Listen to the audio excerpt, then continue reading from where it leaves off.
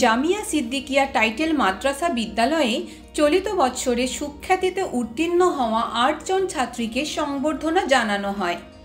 এইবার উচ্চ মাধ্যমিকের প্রথম বিভাগে উত্তীর্ণ হওয়ায় অসম সরকারের তরফ থেকে ডক্টর বাণীকান্ত কাকুতি পুরস্কার পাওয়া ৮ জন ছাত্রীকে মাদ্রাসা বিদ্যালয়ের তরফ থেকে আজ সংবর্ধনা জানানো হয়।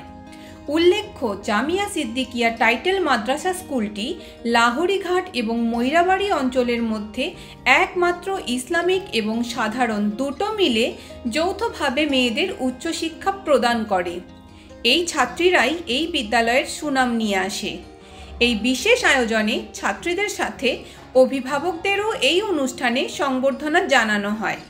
এই মাদ্রাসা বিদ্যালয়টির শিক্ষক শিক্ষার্থী থেকে শুরু করে ওই অঞ্চলের সকল শিক্ষিত সমাজ উৎফুল্লিত হওয়া পরিলক্ষিত হয়। কারণ আমি এন্টার করি আছো আইহাতে নিটো যদি আল্লাহ তৌফিক দিয়ে তাহলে নিশ্চয় পাবো বলে আশা।